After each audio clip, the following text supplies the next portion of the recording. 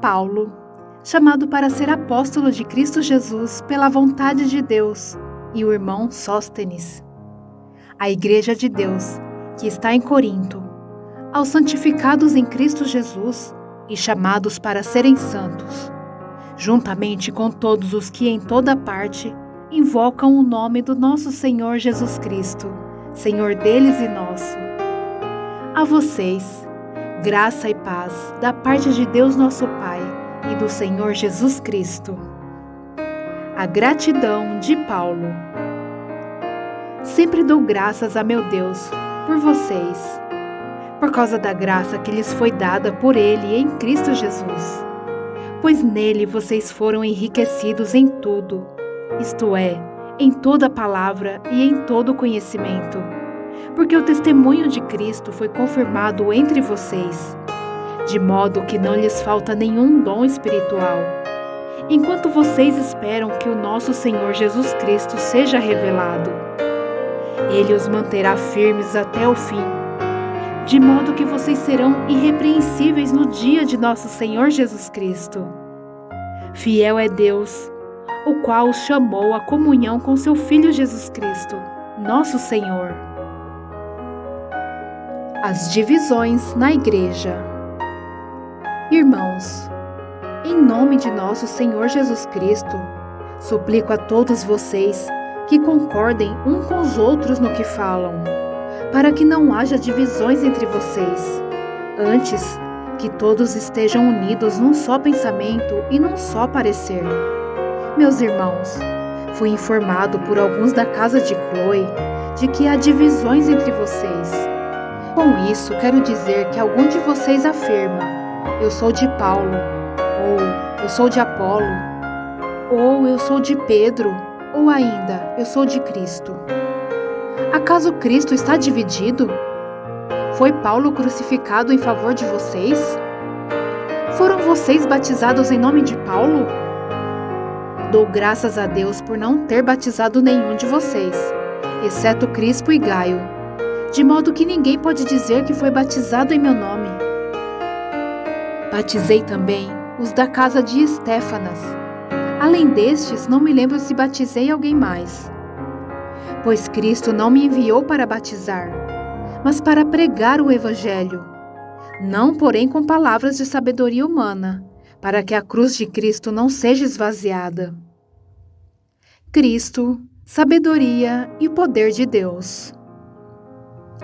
Pois a mensagem da cruz é loucura para os que estão perecendo, mas para nós que estamos sendo salvos é o poder de Deus, pois está escrito: destruirei a sabedoria dos sábios e rejeitarei a inteligência dos inteligentes. Onde está o sábio? Onde está o erudito? Onde está o questionador desta era? Acaso não tornou Deus louca a sabedoria deste mundo? Visto que na sabedoria de Deus, o mundo não o conheceu por meio da sabedoria humana, agradou a Deus salvar aqueles que creem por meio da loucura da pregação. Os judeus pedem sinais milagrosos, e os gregos procuram sabedoria. Nós, porém, pregamos a Cristo crucificado, o qual, de fato, é escândalo para os judeus e loucura para os gentios. Mas para os que foram chamados, tanto judeus como gregos, Cristo é o poder de Deus e a sabedoria de Deus. Porque a loucura de Deus é mais sábia que a sabedoria humana, e a fraqueza de Deus é mais forte que a força do homem. Irmãos, pensem no que vocês eram quando foram chamados. Poucos eram sábios segundo os padrões humanos. Poucos eram poderosos. Poucos eram de nobre nascimento. Mas Deus escolheu o que para o mundo é loucura, para envergonhar os sábios. E escolheu o que para o mundo é fraqueza, para envergonhar o que é forte. Ele escolheu o que para o mundo é insignificante, desprezado e que nada é, para reduzir a nada o que é, a fim de que ninguém se vanglorie diante dele. É, porém, por iniciativa dele que vocês estão em Cristo Jesus, o qual se tornou sabedoria de Deus para nós, isto é, justiça, santidade e redenção. Para que, como está escrito, quem se gloriar, glorie-se no Senhor. Eu mesmo, irmãos, quando estive entre vocês, não fui com discurso eloquente, nem com muita sabedoria, para lhes proclamar o mistério de Deus, pois decidi nada saber entre vocês, a não ser Jesus Cristo, e este crucificado. E foi com fraqueza, temor e com muito tremor que estive entre vocês.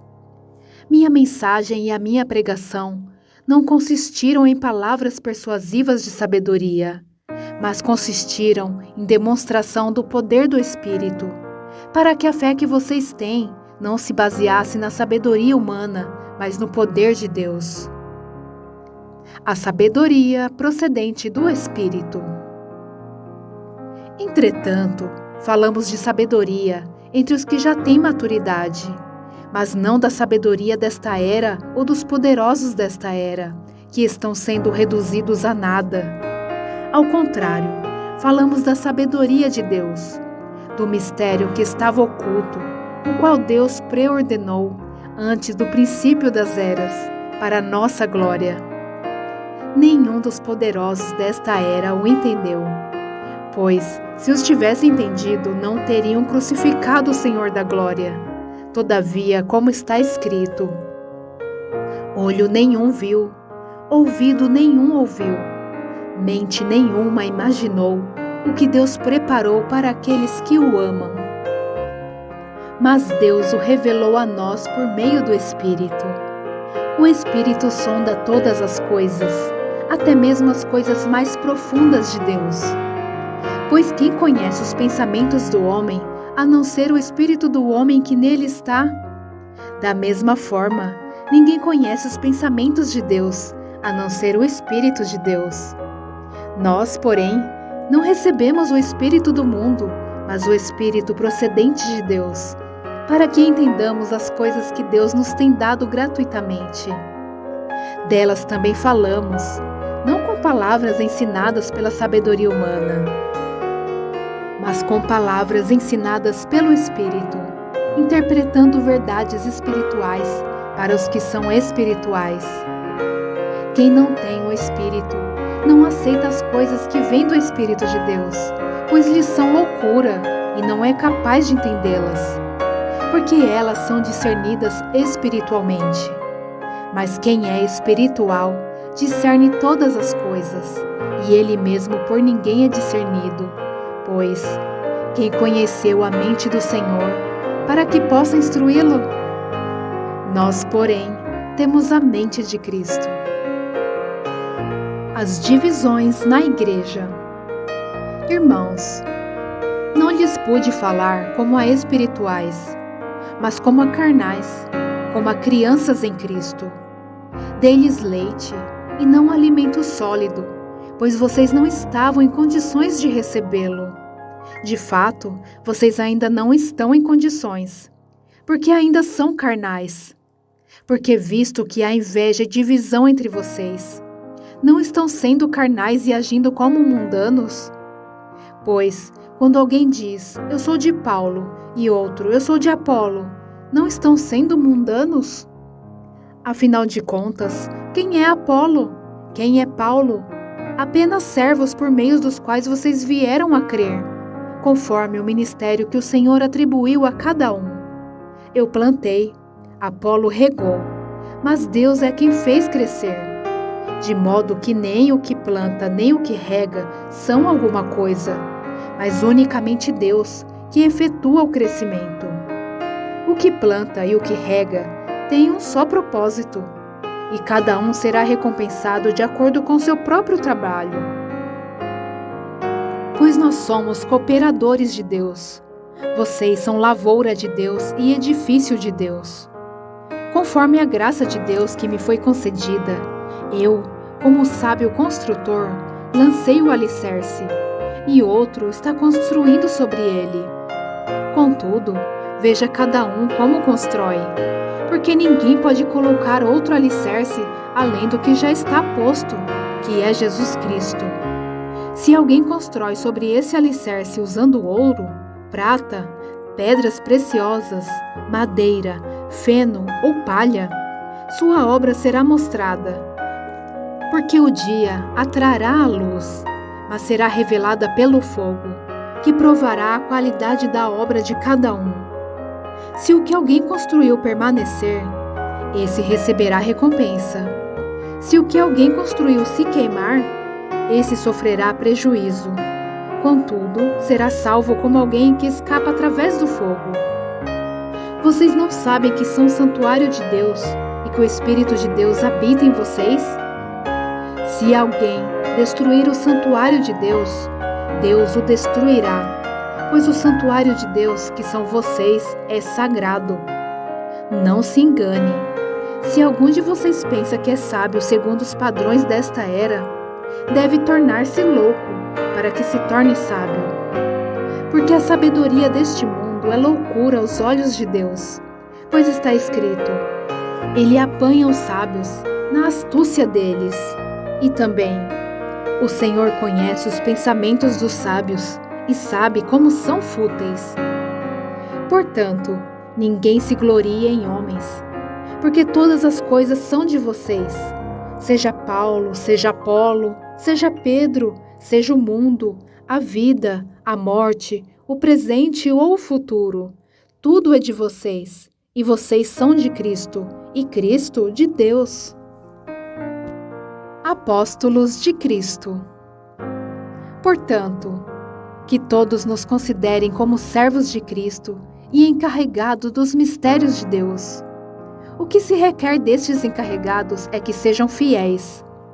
Pouco me importa ser julgado por vocês ou por qualquer tribunal humano. De fato, nem eu julgo a mim mesmo. Embora em nada minha consciência me acuse, nem por isso justifico a mim mesmo. O Senhor é quem me julga. Portanto, não julguem nada antes da hora devida. Esperem até que o Senhor venha. Ele trará à luz o que está oculto nas trevas e manifestará as intenções dos corações. Nessa ocasião, cada um receberá de Deus a sua aprovação. Irmãos, apliquei coisas a mim e a Apolo por amor a vocês, para que não ultrapassem o que está escrito. Assim, ninguém se orgulhe a favor de um homem em detrimento de outro. Pois, quem torna você diferente de qualquer outra pessoa? O que você tem que não tenha recebido? E se o recebeu, por que se orgulha como se assim não fosse? Vocês já têm tudo o que querem. Já se tornaram ricos. Chegaram a ser reis, e sem nós. Como eu gostaria que vocês realmente fossem reis, para que nós também reinássemos com vocês. Porque me parece que Deus colocou a nós, os apóstolos, em último lugar, como condenados à morte. Viemos a ser um espetáculo para o mundo, tanto diante de anjos como de homens. Nós somos loucos por causa de Cristo, mas vocês são sensatos em Cristo. Nós somos fracos, mas vocês são fortes. Vocês são respeitados, mas nós somos desprezados. Até agora, estamos passando fome, sede e necessidade de roupas. Estamos sendo tratados brutalmente. Não temos residência certa e trabalhamos arduamente com nossas próprias mãos. Quando somos amaldiçoados, abençoamos. Quando perseguidos, suportamos. Quando caluniados, respondemos amavelmente. Até agora, nos tornamos a escória da terra, o lixo do mundo. Não estou tentando envergonhá-los ao escrever estas coisas, mas procuro adverti-los, como a meus filhos amados. Embora possam ter 10.000 tutores em Cristo, vocês não têm muitos pais, pois em Cristo Jesus eu mesmo os gerei por meio do Evangelho. Portanto, suplico-lhes que sejam meus imitadores. Por essa razão estou lhes enviando Timóteo, meu filho amado e fiel no Senhor, o qual lhes trará à lembrança a minha maneira de viver em Cristo Jesus, de acordo com o que eu ensino por toda parte em todas as igrejas. Alguns de vocês se tornaram arrogantes, como se eu não fosse mais visitá-los. Mas irei muito em breve, se o Senhor permitir. Então saberei não apenas o que estão falando esses arrogantes, mas que poder eles têm. Pois o reino de Deus não consiste em palavras, mas em poder.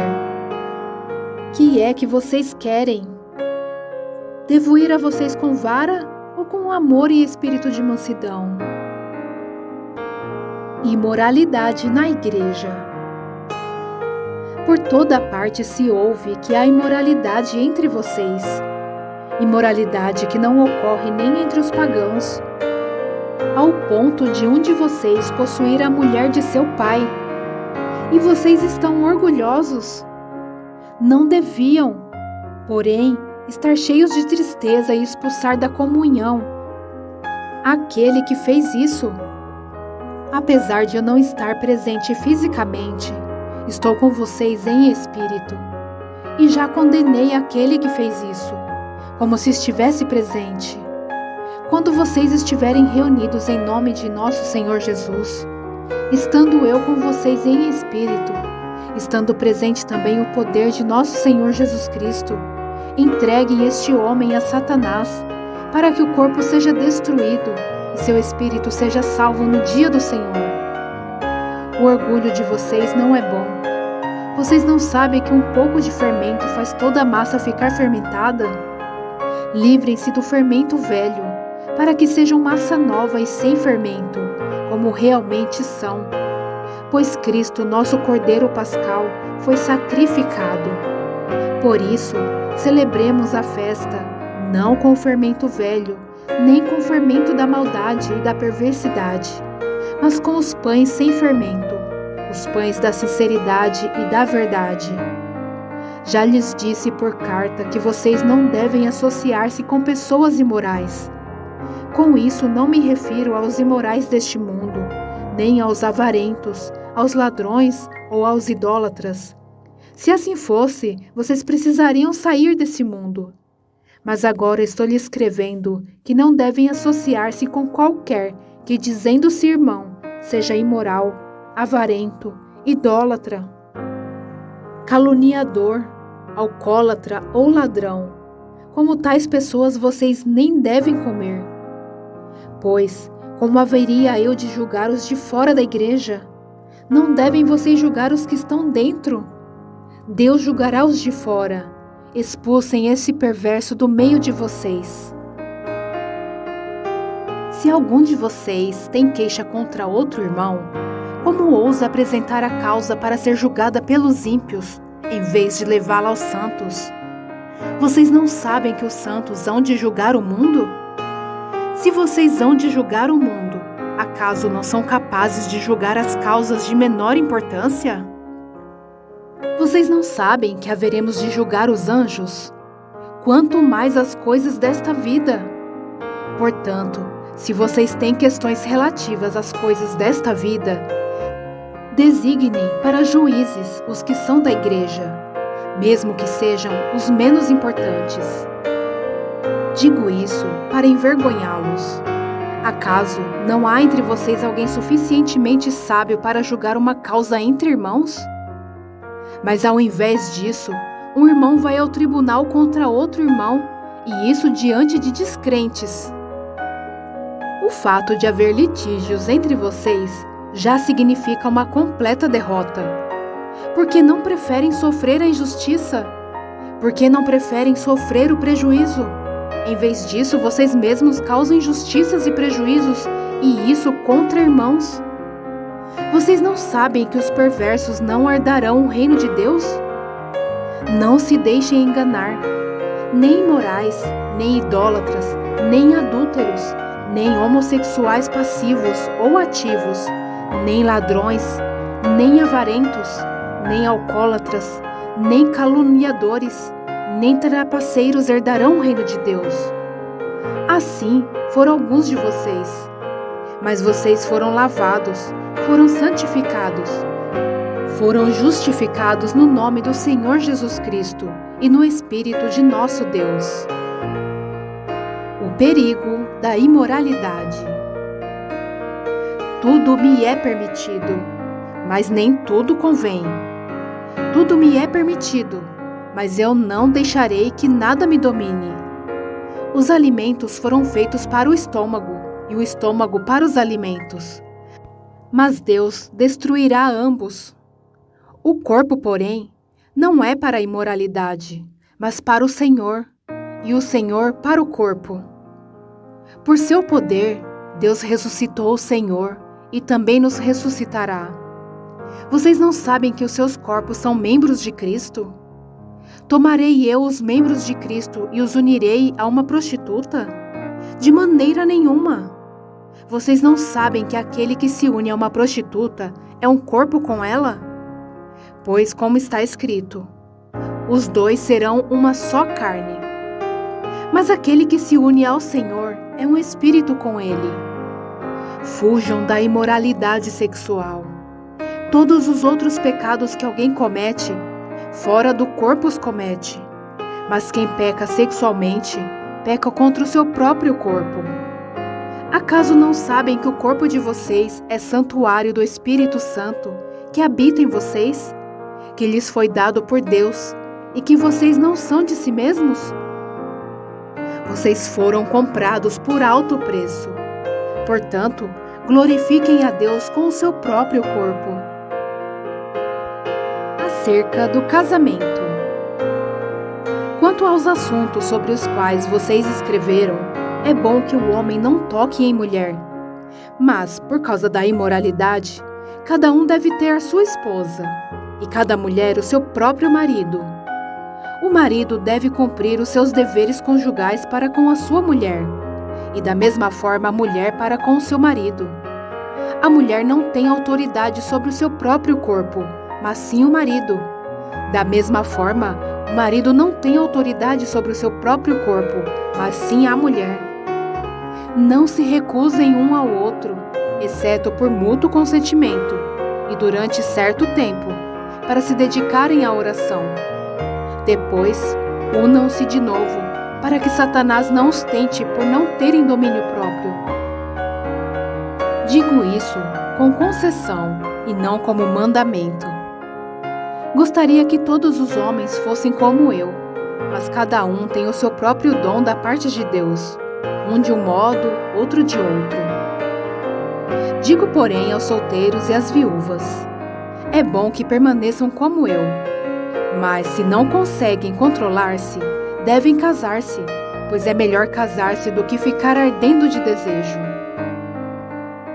Aos casados dou este mandamento, não eu, mas o Senhor: que a esposa não se separe do seu marido. Mas, se o fizer, que permaneça sem se casar, ou então reconcilie-se com seu marido, e o marido não se divorcie da sua mulher. Aos outros eu mesmo digo isto, não o Senhor. Se um irmão tem mulher descrente, e ela se dispõe a viver com ele, não se divorcie dela. E se uma mulher tem marido descrente, e ele se dispõe a viver com ela, não se divorcie dele. Pois o marido descrente é santificado por meio da mulher, e a mulher descrente é santificada por meio do marido. Se assim não fosse, seus filhos seriam impuros, mas agora são santos. Todavia, se o descrente separar-se, que se separe. Em tais casos, o irmão ou a irmã não fica debaixo de servidão. Deus nos chamou para vivermos em paz. Você, mulher, como sabe se salvará seu marido? Ou você, marido, como sabe se salvará sua mulher?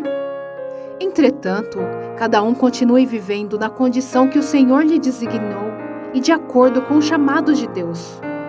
Esta é a minha ordem para todas as igrejas. Foi alguém chamado sendo circunciso? Não desfaça a sua circuncisão. Foi alguém chamado sendo incircunciso?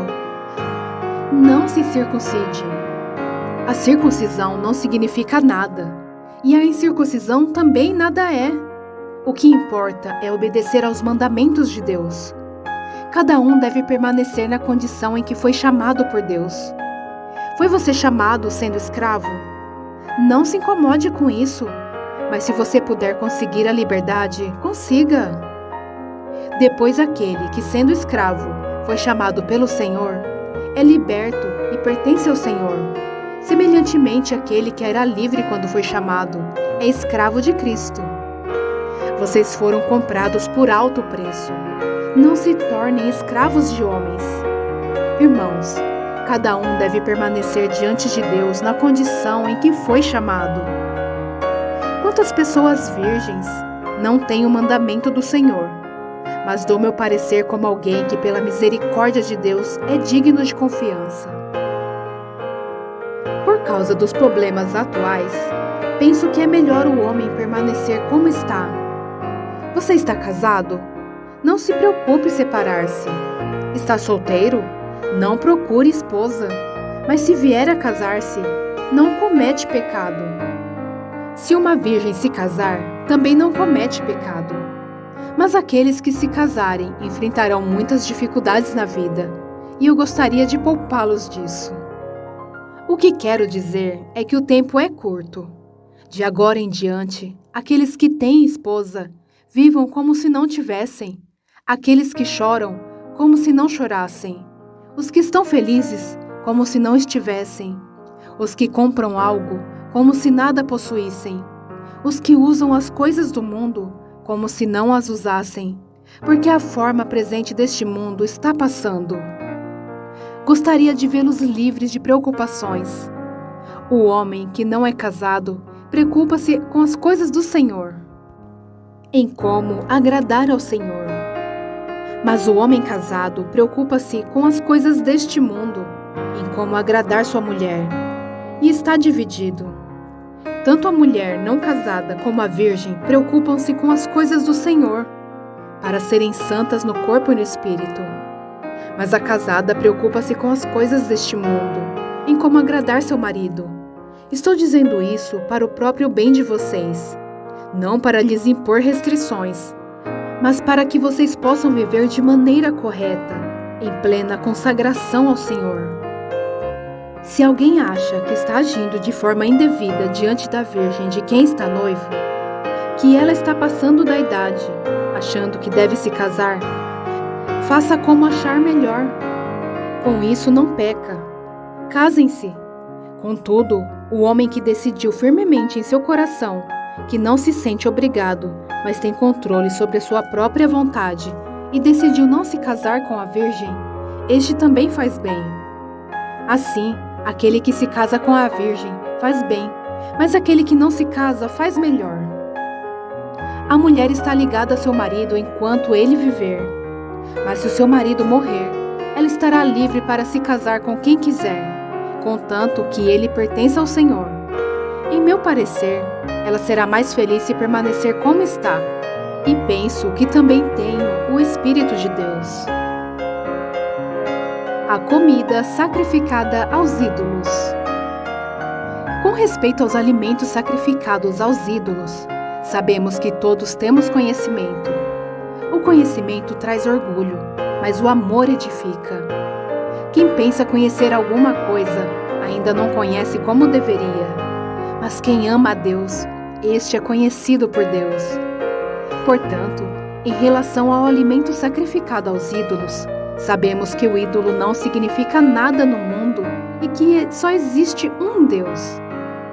Pois, mesmo que haja os chamados deuses, quer no céu, quer na terra, como de fato há muitos deuses e muitos senhores, para nós, porém, há um único Deus, o Pai, de quem vêm todas as coisas e para quem vivemos. E um só Senhor, Jesus Cristo, por meio de quem vieram todas as coisas e por meio de quem vivemos. Contudo, nem todos têm este conhecimento. Alguns ainda habituados com os ídolos, comem esses alimentos como se fosse um sacrifício idólatra. E como a consciência deles é fraca, fica contaminada. A comida, porém, não nos torna aceitáveis diante de Deus. Não seremos piores se não comermos, nem melhores se comermos. Contudo, tenham cuidado para que o exercício da liberdade de vocês não se torne uma pedra de tropeço para os fracos. Pois se alguém que tem a consciência fraca vir você, que tem este conhecimento, comer num templo de ídolos, não será induzido a comer do que foi sacrificado aos ídolos? Assim, esse irmão fraco por quem Cristo morreu é destruído por causa do conhecimento que você tem. Quando você peca contra seus irmãos desta maneira, ferindo a consciência fraca deles, peca contra Cristo. Portanto, se aquilo que eu como leva o meu irmão a pecar, nunca mais comerei carne, para não fazer meu irmão tropeçar. Os direitos de um apóstolo. Não sou livre? Não sou apóstolo? Não vi Jesus nosso Senhor? Não são vocês resultado do meu trabalho no Senhor? Ainda que eu não seja apóstolo para outros, certamente eu o sou para vocês, pois vocês são o selo do meu apostolado no Senhor. Esta é a minha defesa diante daqueles que me julgam. Não temos nós o direito de comer e beber? Não temos nós o direito de levar conosco uma esposa crente, como fazem os outros apóstolos, os irmãos do Senhor e Pedro? Ou será que só eu e Barnabé não temos direito de receber sustento sem trabalhar? Quem serve como soldado à própria custa? Quem planta uma vinha e não come do seu fruto? Quem apacenta um rebanho e não bebe do seu leite? Não digo isso do ponto de vista meramente humano. A lei não diz a mesma coisa? Pois está escrito na lei de Moisés: não amordace o boi enquanto ele estiver debulhando o cereal.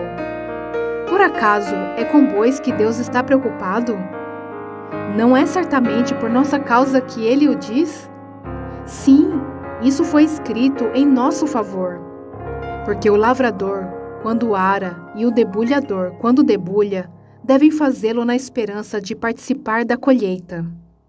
Se entre vocês semeamos coisas espirituais, seria demais colhermos de vocês coisas materiais? Se outros têm direito de ser sustentados por vocês, não o temos nós ainda mais? Mas nós nunca usamos desse direito. Ao contrário, suportamos tudo para não colocar obstáculo algum ao Evangelho de Cristo. Vocês não sabem que aqueles que trabalham no templo alimentam-se das coisas do templo? E os que servem diante do altar participam do que é oferecido no altar? Da mesma forma, o Senhor ordenou àqueles que pregam o Evangelho, que vivam do Evangelho. Mas eu não tenho usado de nenhum desses direitos. Não estou escrevendo na esperança de que vocês façam isso por mim. Prefiro morrer a permitir que alguém me prive deste meu orgulho. Contudo, quando prego o Evangelho, não posso me orgulhar, pois me é imposta a necessidade de pregar. Ai de mim se não pregar o Evangelho. Porque se prego de livre vontade, tenho recompensa. Contudo, como prego por obrigação, estou simplesmente cumprindo uma incumbência a mim confiada. Qual é, pois, a minha recompensa? Apenas esta, que pregando o Evangelho, eu o apresente gratuitamente, não usando, assim, dos meus direitos ao pregá-lo. Porque, embora seja livre de todos, fiz-me escravo de todos, para ganhar o maior número possível de pessoas. Tornei-me judeu para os judeus, a fim de ganhar os judeus. Para os que estão debaixo da lei, tornei-me como se estivesse sujeito à lei, embora eu mesmo não esteja debaixo da lei, a fim de ganhar os que estão debaixo da lei. Para os que estão sem lei, tornei-me como sem lei, embora não esteja livre da lei de Deus, e sim sob a lei de Cristo, a fim de ganhar os que não têm a lei. Para com os fracos, tornei-me fraco para ganhar os fracos. Tornei-me tudo para com todos, para de alguma forma salvar alguns. Faço tudo isso por causa do Evangelho, para ser coparticipante dele. Vocês não sabem que de todos os que correm no estádio, apenas um ganha o prêmio? Corram de tal modo que alcancem o prêmio. Todos os que competem nos jogos se submetem a um treinamento rigoroso para obter uma coroa que logo perece, mas nós o fazemos para ganhar uma coroa que dura para sempre. Sendo assim, não corro como quem corre sem alvo, e não luto como quem esmurra o ar, mas esmurro o meu corpo e faço dele meu escravo, para que depois de ter pregado aos outros, eu mesmo não venha a ser reprovado. Exemplos da história de Israel. Porque não quero, irmãos, que vocês ignorem o fato de que todos os nossos antepassados estiveram sobre a nuvem e todos passaram pelo mar. Em Moisés, todos eles foram batizados na nuvem e no mar. Todos comeram do mesmo alimento espiritual e beberam da mesma bebida espiritual, pois bebiam da rocha espiritual que os acompanhava, e essa rocha era Cristo. Contudo, Deus não se agradou da maioria deles, por isso seus corpos ficaram espalhados no deserto. Essas coisas ocorreram como exemplos para nós, para que não cobicemos coisas más, como eles fizeram. Não sejam idólatras como alguns deles foram, conforme está escrito: o povo se assentou para comer e beber, e levantou-se para se entregar à farra.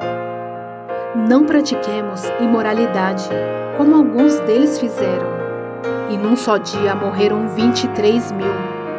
Não devemos pôr o Senhor à prova, como alguns deles fizeram, e foram mortos por serpentes. E não se queixem, como alguns deles se queixaram, e foram mortos pelo anjo destruidor. Essas coisas aconteceram a eles como exemplos, e foram escritas como advertência para nós, sobre quem tem chegado o fim dos tempos. Assim, aquele que julga estar firme, cuide-se para que não caia. Não sobreveio a vocês tentação que não fosse comum aos homens. E Deus é fiel. Ele não permitirá que vocês sejam tentados além do que podem suportar. Mas, quando forem tentados, Ele mesmo lhes providenciará um escape, para que o possam suportar. As festas idólatras e a ceia do Senhor. Por isso, meus amados irmãos, fujam da idolatria. Estou falando a pessoas sensatas. Julguem vocês mesmos o que estou dizendo. Não é verdade que o cálice da bênção que abençoamos é uma participação no sangue de Cristo e que o pão que partimos é uma participação no corpo de Cristo? Como há somente um pão, nós, que somos muitos, somos um só corpo, pois todos participamos de um único pão. Considerem o povo de Israel. Os que comem dos sacrifícios não participam do altar? Portanto, que estou querendo dizer? Será que o sacrifício oferecido a um ídolo é alguma coisa? Ou o ídolo é alguma coisa? Não! Quero dizer que o que os pagãos sacrificam é oferecido aos demônios e não a Deus. E não quero que vocês tenham comunhão com os demônios. Vocês não podem beber do cálice do Senhor e do cálice dos demônios. Não podem participar da mesa do Senhor e da mesa dos demônios. Porventura, provocaremos os ciúmes do Senhor? Somos mais fortes do que Ele? A liberdade do cristão. Tudo é permitido, mas nem tudo convém. Tudo é permitido, mas nem tudo edifica. Ninguém deve buscar o seu próprio bem, mas sim o dos outros. Comam de tudo que se vende no mercado, sem fazer perguntas por causa da consciência, pois do Senhor é a terra e tudo o que nela existe.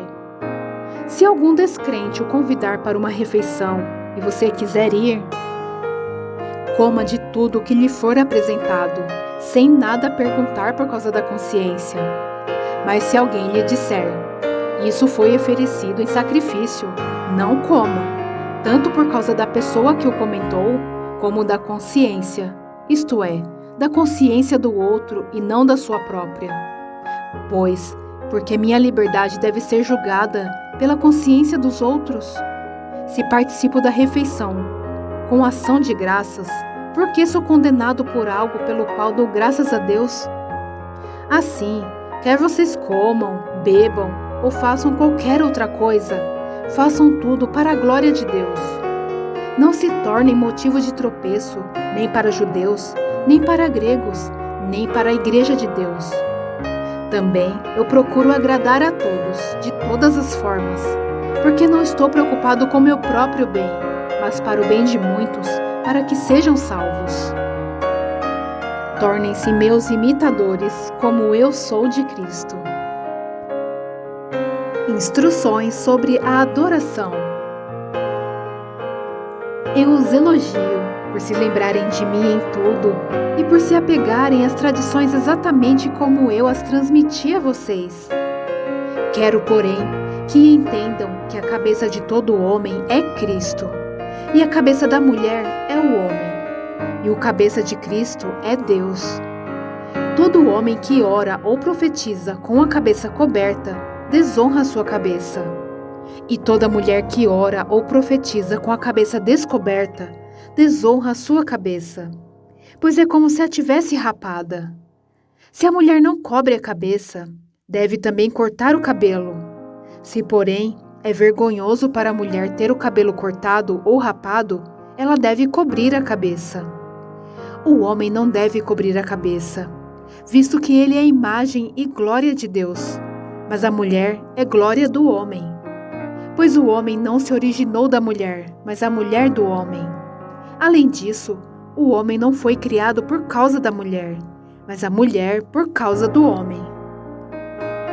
Por essa razão, e por causa dos anjos, a mulher deve ter sobre a cabeça um sinal de autoridade. No Senhor, todavia, a mulher não é independente do homem, nem o homem independente da mulher. Pois assim como a mulher preveio do homem, também o homem nasce da mulher, mas tudo provém de Deus. Julguem entre vocês mesmos. É apropriado a uma mulher orar a Deus com a cabeça descoberta? A própria natureza das coisas não lhes ensina que é uma desonra para o homem ter cabelo comprido, e que o cabelo comprido é uma glória para a mulher? Pois o cabelo comprido foi lhe dado como um manto. Mas se alguém quiser fazer polêmica a este respeito, nós não temos este costume, nem nas igrejas de Deus. A ceia do Senhor. Entretanto, nisto que lhes vou dizer, não os elogio, pois as reuniões de vocês mais fazem mal do que bem. Em primeiro lugar, ouço que quando vocês se reúnem como igreja, há divisões entre vocês, e até certo ponto eu o creio, pois é necessário que haja divergências entre vocês, para que sejam conhecidos quais dentre vocês são aprovados. Quando vocês se reúnem, não é para comer a ceia do Senhor, porque cada um come sua própria ceia sem esperar pelos outros. Assim, enquanto um fica com fome, o outro se embriaga. Será que vocês não têm casa onde comer e beber? Ou desprezam a igreja de Deus e humilham os que nada têm? Que lhes direi? Eu os elogiarei por isso? Certamente que não. Pois recebi do Senhor o que também lhes entreguei, que o Senhor Jesus, na noite em que foi traído, tomou o pão e, tendo dado graças, partiu e disse: Isso é o meu corpo, que é dado em favor de vocês. Façam isto em memória de mim. Da mesma forma, depois da ceia, ele tomou o cálice e disse: Este cálice é a nova aliança no meu sangue. Façam isso sempre que o beberem em memória de mim. Porque sempre que comerem deste pão e beberem deste cálice, vocês anunciam a morte do Senhor até que ele venha. Portanto, todo aquele que comer o pão ou beber o cálice do Senhor indignamente será culpado de pecar contra o corpo e o sangue do Senhor. Examine-se cada um a si mesmo, e então coma do pão e beba do cálice. Pois quem come e bebe sem discernir o corpo do Senhor, come e bebe para sua própria condenação. Por isso, há entre vocês muitos fracos e doentes, e vários já dormiram. Mas se nós tivéssemos o cuidado de examinar a nós mesmos, não receberíamos juízo. Quando, porém, somos julgados pelo Senhor, estamos sendo disciplinados para que não sejamos condenados com o mundo. Portanto, meus irmãos, quando vocês se reunirem para comer, esperem uns pelos outros. Se alguém estiver com fome, coma em casa, para que quando vocês se reunirem, isso não resulte em condenação. Quanto ao mais, quando eu for, lhes darei instruções. Os dons espirituais. Irmãos, quanto aos dons espirituais, não quero que vocês sejam ignorantes. Vocês sabem que quando eram pagãos, de uma forma ou de outra, eram fortemente atraídos e levados para os ídolos mudos. Por isso, eu lhes afirmo que ninguém que fala pelo Espírito de Deus diz: Jesus seja amaldiçoado. E ninguém pode dizer: Jesus é Senhor, a não ser pelo Espírito Santo. Há diferentes tipos de dons, mas o Espírito é o mesmo. Há diferentes tipos de ministérios, mas o Senhor é o mesmo. Há diferentes formas de atuação, mas é o mesmo Deus quem efetua tudo em todos. A cada um, porém, é dada a manifestação do Espírito visando ao bem comum.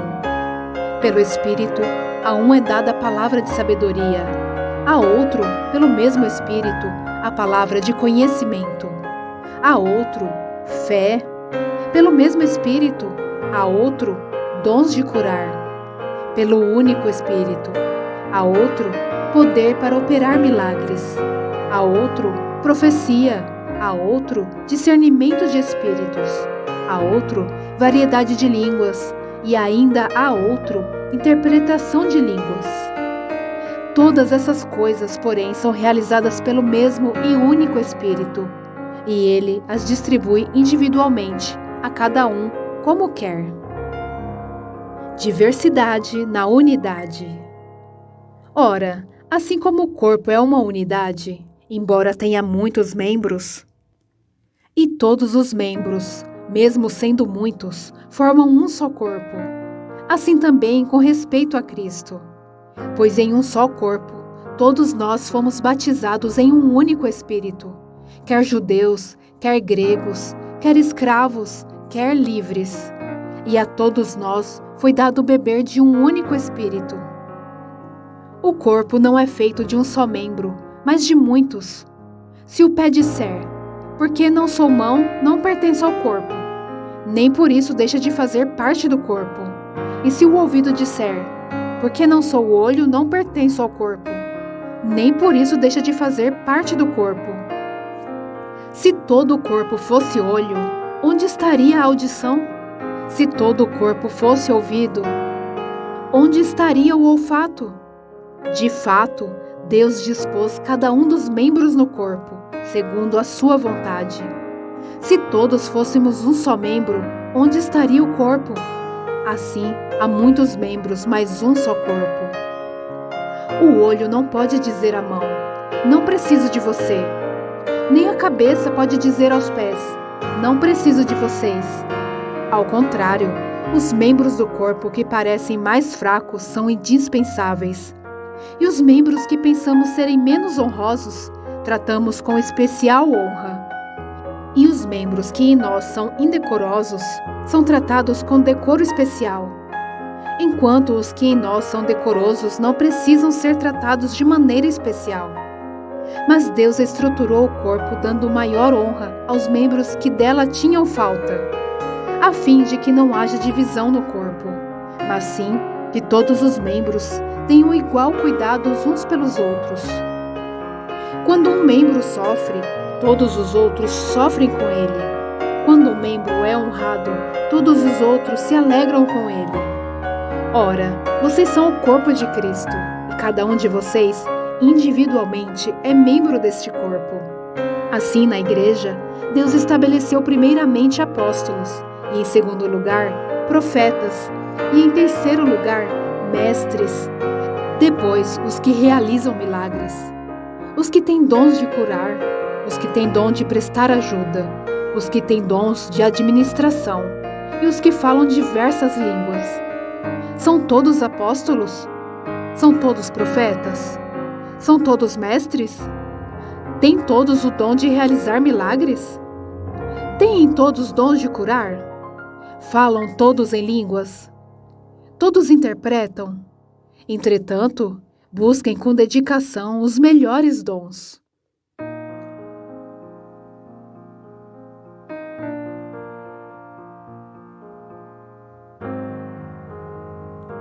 O amor. Passo agora a mostrar-lhes um caminho ainda mais excelente. Ainda que eu falasse as línguas dos homens e dos anjos, se não tiver amor, serei como um sino que ressoa, ou como prato que retine. Ainda que eu tenha o dom de profecia, e saiba todos os mistérios e todo o conhecimento, e tenha uma fé capaz de mover montanhas, se eu não tiver amor, nada serei. Ainda que eu dê aos pobres tudo o que eu possuo, e entregue o meu corpo para ser queimado, se não tiver amor, nada disso me valerá. O amor é paciente, o amor é bondoso, não inveja, não se vangloria, não se orgulha, não maltrata, não procura os seus interesses, não se ira facilmente, não guarda rancor. O amor não se alegra com a injustiça, mas se alegra com a verdade. Tudo sofre, tudo crê, tudo espera, tudo suporta. O amor nunca perece, mas as profecias desaparecerão, as línguas cessarão, o conhecimento passará, pois em parte conhecemos e em parte profetizamos. Quando, porém, vier o que é perfeito, o que é imperfeito desaparecerá. Quando eu era menino, falava como menino, pensava como menino e racionava como menino.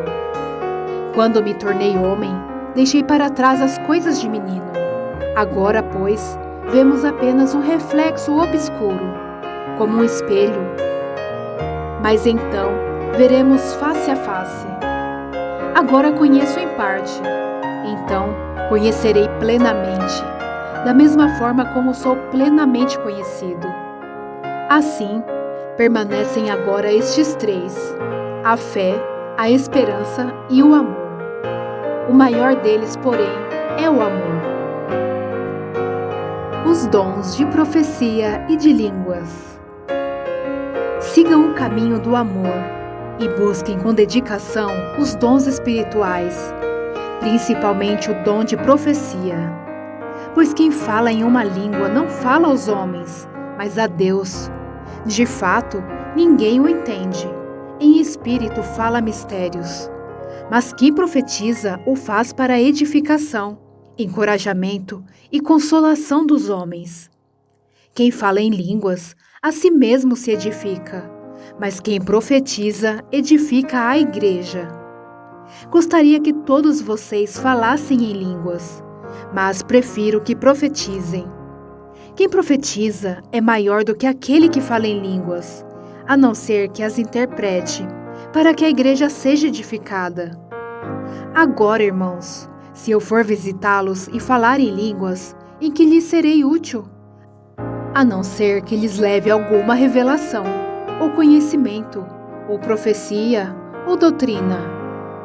Até no caso de coisas inanimadas que produzem sons, tais como a flauta ou a cítara, como alguém reconhecerá o que está sendo tocado, se os sons não forem distintos? Além disso, se a trombeta não emitir um som claro, quem se preparará para a batalha? Assim acontece com vocês.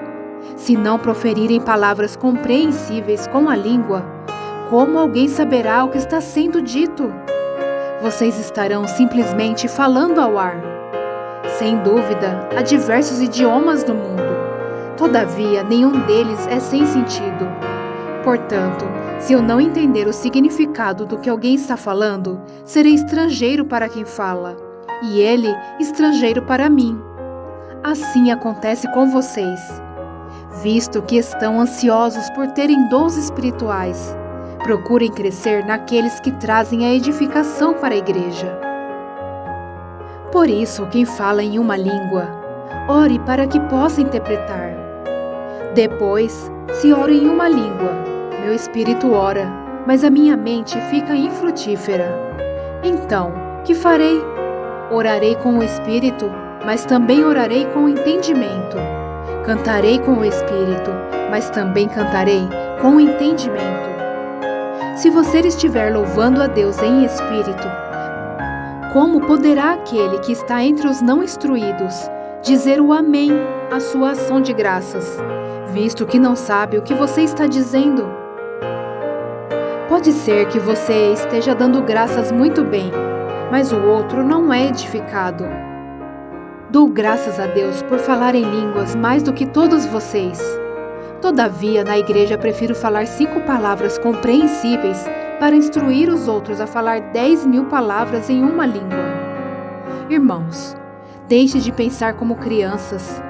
Com respeito ao mal, sejam crianças, mas quanto ao modo de pensar, sejam adultos, pois está escrito na lei: por meio de homens, de outras línguas e por meio de lábios de estrangeiros, falarei a este povo, mas mesmo assim, eles não me ouvirão, diz o Senhor. Portanto, as línguas são um sinal para os descrentes, e não para os que creem. A profecia, porém, é para os que creem, não para os descrentes. Assim, se toda a igreja se reunir e todos falarem em línguas, e entrarem alguns não instruídos ou descrentes, não dirão que vocês estão loucos? Mas se entrar algum descrente ou não instruído, quando todos estiverem profetizando, ele por todos será convencido de que é pecador e por todos será julgado. E os segredos do seu coração serão expostos. Assim, ele se prostrará, rosto em terra, e adorará a Deus, exclamando: Deus realmente está entre vocês. Ordem no culto. Portanto, que diremos, irmãos? Quando vocês se reúnem, cada um de vocês tem um salmo, ou uma palavra de instrução, ou uma revelação, uma palavra em uma língua, ou uma interpretação. Tudo seja feito para a edificação da igreja. Se, porém, alguém falar em língua, devem falar 2, no máximo 3, e alguém deve interpretar. Se não houver intérprete, fique calado na igreja, falando consigo mesmo e com Deus. Tratando-se de profetas, falem 2 ou 3, e outros julguem cuidadosamente o que foi dito. Se vier uma revelação a alguém que está sentado, cale-se o primeiro. Pois vocês todos podem profetizar, cada um por sua vez, de forma que todos sejam instruídos e encorajados. O espírito dos profetas está sujeito aos profetas, pois Deus não é Deus de desordem, mas de paz. Como em todas as congregações dos santos, permaneçam as mulheres em silêncio nas igrejas, pois não lhes é permitido falar. Antes permaneçam em submissão, como diz a lei. Se quiserem aprender alguma coisa, que pergunte a seus maridos em casa, pois é vergonhoso uma mulher falar na igreja. Acaso a palavra de Deus originou-se entre vocês? São vocês o único povo que ela alcançou? Se alguém pensa que é profeta ou espiritual, reconheça que o que lhe estou escrevendo é mandamento do Senhor.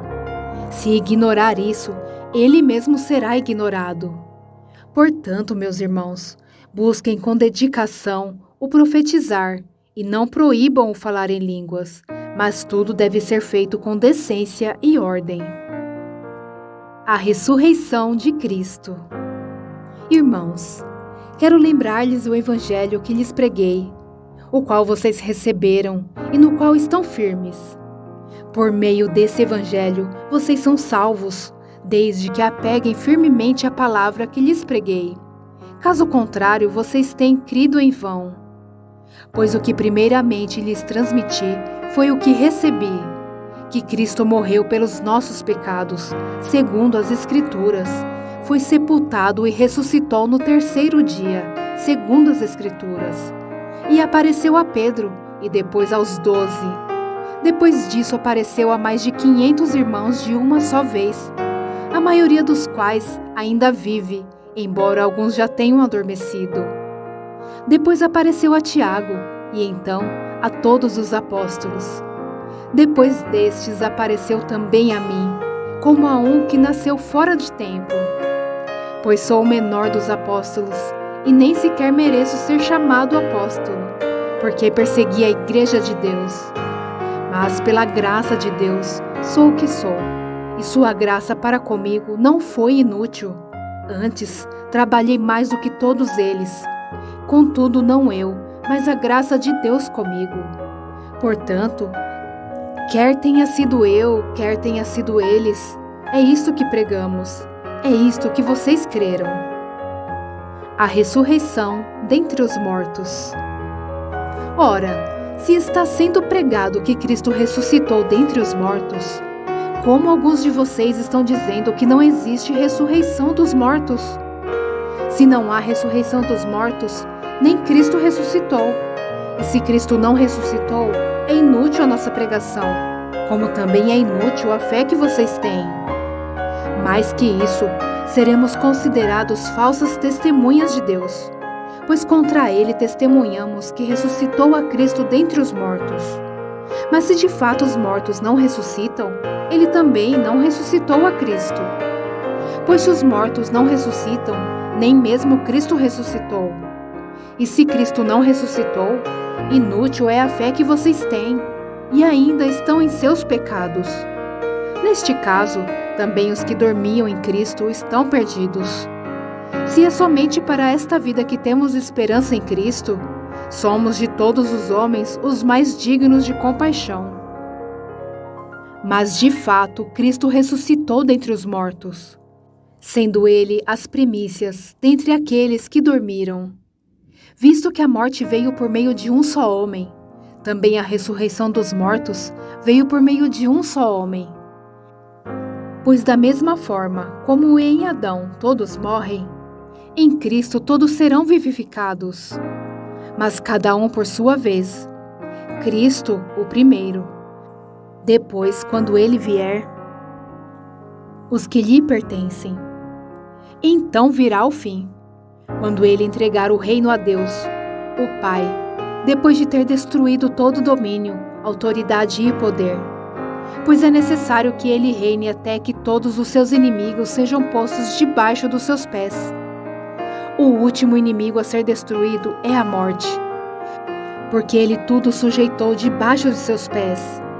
Ora, quando se diz que tudo lhe foi sujeito, fica claro que isso não inclui o próprio Deus, que tudo submeteu a Cristo. Quando, porém, tudo lhe estiver sujeito, então o próprio Filho se sujeitará àquele que todas as coisas lhe sujeitou, a fim de que Deus seja tudo em todos.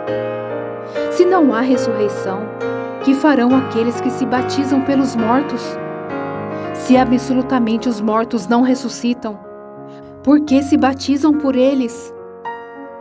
Também nós, porque estamos nos expondo a perigos o tempo todo. Todos os dias enfrento a morte. Irmãos, isso digo pelo orgulho que tenho de vocês em Cristo Jesus, nosso Senhor. Se foi por meras razões humanas que lutei com feras em Éfeso, que ganhei com isso? Se os mortos não ressuscitam, comamos e bebemos, porque amanhã morreremos. Não se deixe enganar. As más companhias corrompem os bons costumes. Como justos, recuperem o bom senso e parem de pecar, pois alguns há que não têm conhecimento de Deus. Digo isso para a vergonha de vocês.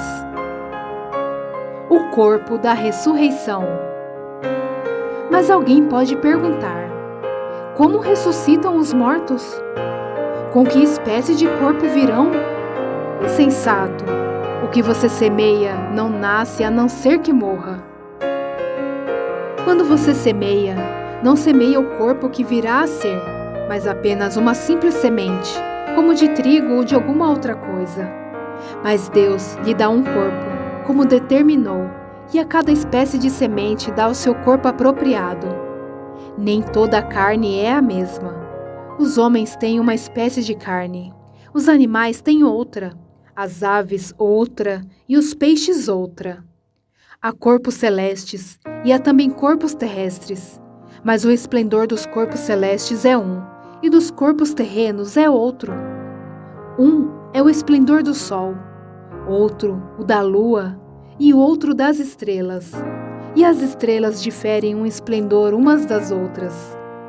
Assim será com a ressurreição dos mortos. O corpo que é semeado é perecível, e ressuscita imperecível. É semeado em desonra e ressuscita em glória. É semeado em fraqueza e ressuscita em poder. É semeado um corpo natural e ressuscita um corpo espiritual. Se há corpo natural, há também corpo espiritual.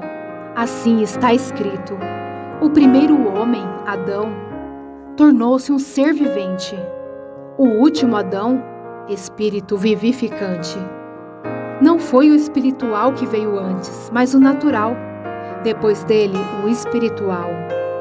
O primeiro homem era do pó da terra, o segundo homem, dos céus. Os que são da terra são semelhantes ao homem terreno, os que são dos céus, ao homem celestial. Assim como tivemos a imagem do homem terreno, teremos também a imagem do homem celestial. Irmãos, eu lhes declaro que carne e sangue não podem herdar o reino de Deus, nem o que é perecível pode herdar o imperecível. Eis que eu lhes digo um mistério: nem todos dormiremos, mas todos seremos transformados. Num momento, num abrir e fechar de olhos, ao som da última trombeta. Pois a trombeta soará, os mortos ressuscitarão incorruptíveis, e nós seremos transformados. Pois é necessário que aquilo que é corruptível se revista de incorruptibilidade, e aquilo que é mortal se revista de imortalidade. Quando, porém, o que é corruptível se revestir de incorruptibilidade, e o que é mortal de imortalidade, então se cumprirá a palavra que está escrita: a morte foi destruída pela vitória. Onde está, ó morte, a sua vitória? Onde está, ó morte, o seu aguilhão? O aguilhão da morte é o pecado, e a força do pecado é a lei. Mas graças a Deus, que nos dá a vitória por meio de nosso Senhor Jesus Cristo. Portanto, meus amados irmãos, mantenham-se firmes e que nada os abale. Sejam sempre dedicados à obra do Senhor, pois vocês sabem que no Senhor o trabalho de vocês não será inútil.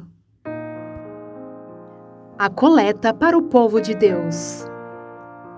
Quanto à coleta para o povo de Deus, façam como ordenei às igrejas da Galácia.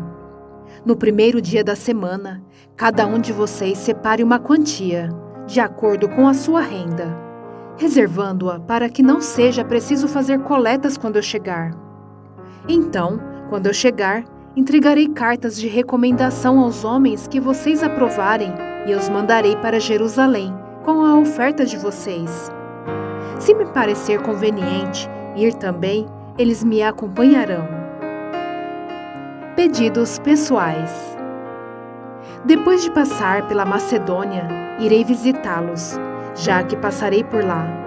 Talvez eu permaneça com vocês durante algum tempo, ou até mesmo passe o inverno com vocês, para que me ajudem na viagem aonde quer que eu vá. Desta vez, não quero apenas vê-los e fazer uma visita de passagem. Espero ficar algum tempo com vocês, se o Senhor permitir. Mas permanecerei em Éfeso até o Pentecoste, porque se abriu para mim uma porta ampla e promissora, e há muitos adversários.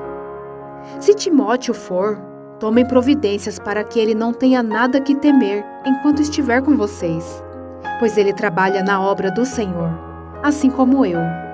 Portanto, ninguém o despreze. Ajudem-no a prosseguir viagem em paz, para que ele possa voltar a mim. Eu o estou esperando com os irmãos. Quanto ao irmão Apolo, insisti que fosse com os irmãos visitar vocês. Ele não quis de modo nenhum ir agora, mas irá quando tiver boa oportunidade. Estejam vigilantes, mantenham-se firmes na fé. Sejam homens de coragem, sejam fortes. Façam tudo com amor. Vocês sabem que os da casa de Estéfanas foram o primeiro fruto da Acaia e que eles têm se dedicado ao serviço dos santos. Recomendo-lhes, irmãos, que se submetam a pessoas como eles e a todos que os cooperaram e trabalharam conosco. Alegrei-me com a vinda de Estéfanas, Fortunato e Acaico. porque eles supriram o que estava faltando da parte de vocês. Eles trouxeram alívio ao meu espírito e ao de vocês também. Valorizem homens como estes. Saudações finais. As igrejas da província da Ásia enviam-lhe saudações. Áquila e Priscila o saúdam afetuosamente no Senhor, e também a igreja que se reúne na casa deles. Todos os irmãos daqui lhes enviam saudações. Saúdem uns aos outros com beijo santo. Eu, Paulo, escrevi esta saudação de próprio punho. Se alguém não ama o Senhor, seja amaldiçoado. Vem, Senhor. A graça do Senhor Jesus seja com vocês. Recebam o amor que tenho por todos vocês em Cristo Jesus. Amém.